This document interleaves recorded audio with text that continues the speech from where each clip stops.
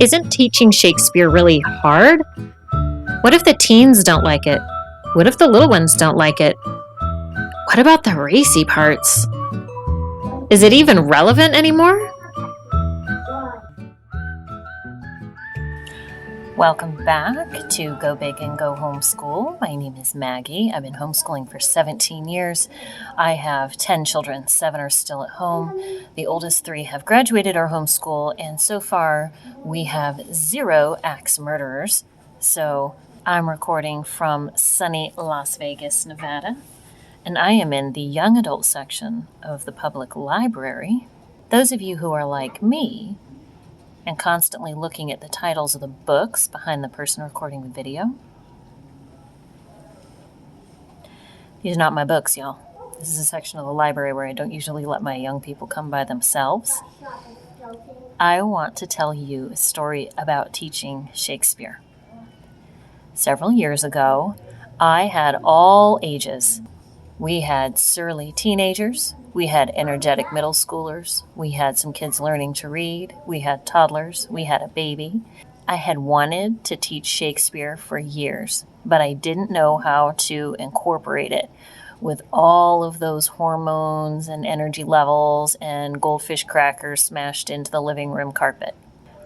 Then one morning, when my bigger kids were doing school by themselves, I was entertaining my then 5 and 3-year-old in another room. We were sitting in a sunny window, and the toddler next to me was just coloring and having a good time. And I had a copy of How to Teach Your Children Shakespeare by Ken Ludwig, and I opened it up to the first page. I had spent the day before looking it over in my van, sitting in the driveway pretending I wasn't home.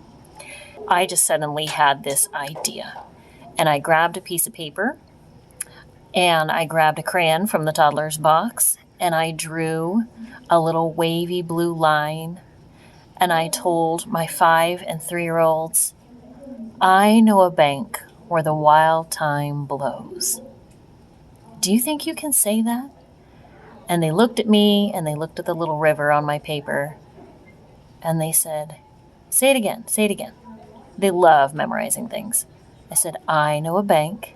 And they said, I know a bank. And I said, where the wild thyme blows. And they looked at each other and they looked at me and they said, where the wild thyme blows. Yes, perfect. You did it. Can you help me teach the big kids? The big kids think Shakespeare is going to be hard. You can help me teach the big kids that Shakespeare is not hard. And their eyes lit up, and I handed them some more crayons and some more paper, and I said, let's draw some more riverbanks. Do you know what a bank is?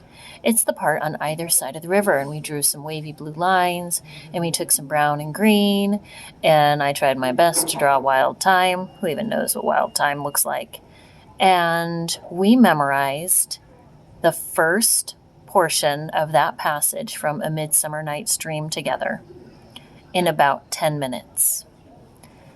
And when the big kids were done with their math, we walked into the room, and my little 5-year-old, my little 3-year-old held up their pictures, and they said, I know a bank where the wild thyme blows, where oxlips and the nodding violet grows.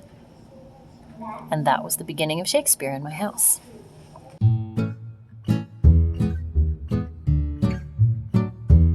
We are home from the library. I got tired of whispering. Moving on to the next step. After my little guys wowed the big kids with how easy it is to memorize Shakespeare, the next thing we did was watch one of the plays. We had an animated version, creepy, surreal. Teenagers loved it. Most of it was in the original language, and it was easy enough for them to understand what was going on and who the characters were, and just kind of introduce us. I handed out copies of the portion that I wanted us to memorize. These were from kenludwig.com. He's done a great job of formatting it in such a way that you know where to put the inflections. It's in big print, and it just makes it more enjoyable and easy to memorize.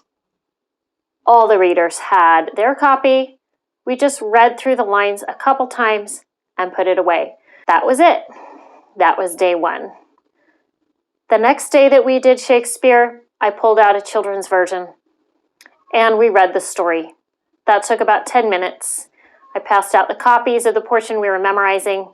We read through it a couple times. We put it away. That was it.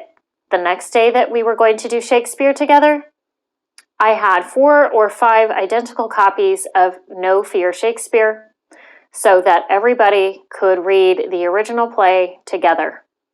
No Fear Shakespeare is great because on one side you have the modern language and some explanations. On the other you have the original language. We stuck to the original language until we got too bogged down and we had to stop and figure out what was going on. We did this for about 10 minutes a day.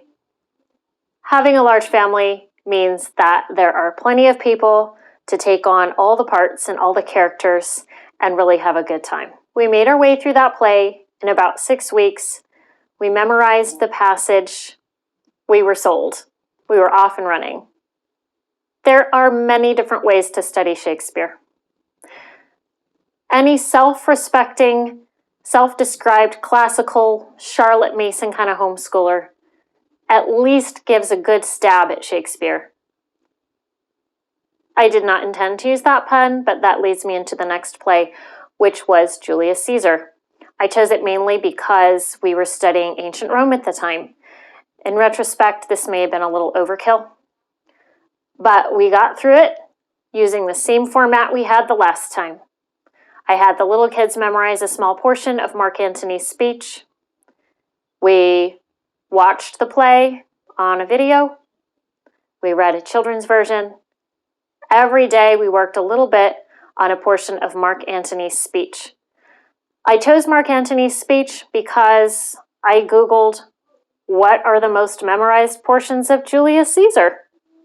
It turned out to be a big hit. I went on YouTube and I found a couple different brilliantly performed monologues. One of them was from a South African company, I believe. And so they had this beautiful accent that my kids really loved to imitate. So frequently around our house you could hear, "And Brutus is an honorable man." Good fun. This was ironically just before COVID. And I was sitting on my phone one day looking at memes. It was the 15th of March, the Ides of March, and there was a silly meme about how dangerous it is for people to meet in small groups when you've been warned not to. Y'all, my kids got it. And we were part of the club, just like that. We were part of this ancient, worldwide club, and now they have a connection with everybody else who's in this club. I wanted that for them.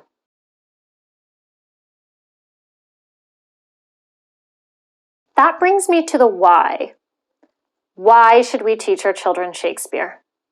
In short, what we're doing is we're taking all of our contemporary issues, our contemporary lives, with love and death and politics and history and friendship and loyalty and sexuality and all of these issues that we all face as humans, and we're encountering them for the first time through a very old world lens, through characters that are just far enough removed and fictional enough, but likable enough, or hate to love them enough, that we feel safe examining these things, maybe for the first time.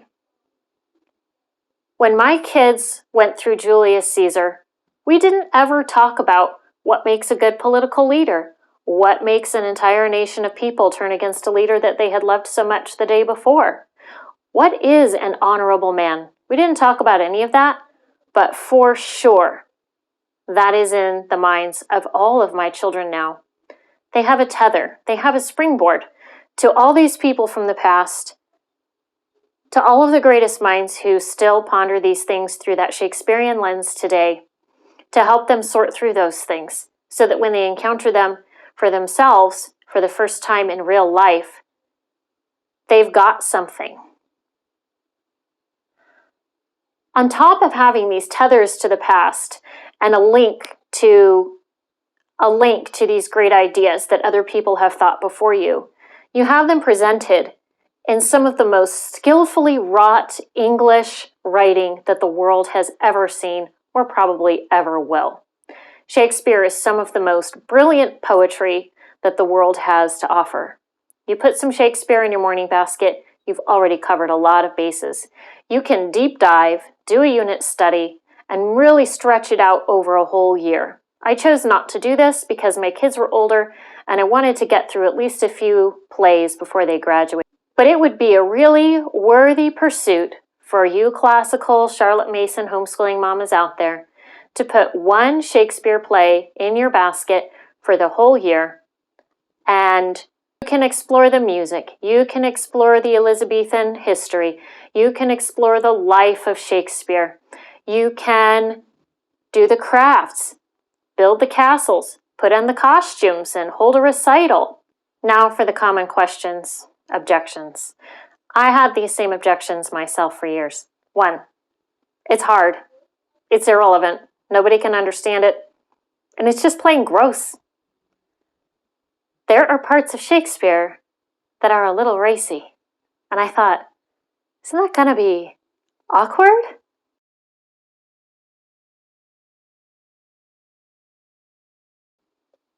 What do you do when you encounter the more inappropriate portions of Shakespeare?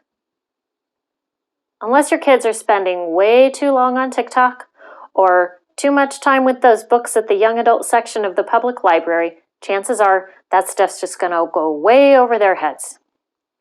It's really easy to skim over the stuff that your kids are too young to encounter. If your kids are old enough to get it, it's time to talk with them about those things. The advantage of talking about these things through the lens of these old, far-removed fictional characters is that it gives you a little bit of a comfort buffer. This is a great opportunity to talk about cultural norms, what was acceptable in society in those days, what's acceptable in our society now these days, how does that line up with God's word and our values for our family. If your kids are going to go to college, they're going to end up hearing some Shakespeare on their own anyway. May as well be with you for the first time. As for being too hard, just go borrow some little kids. Teach them a few lines, draw a few pictures, put them in front of your big kids. Problem solved.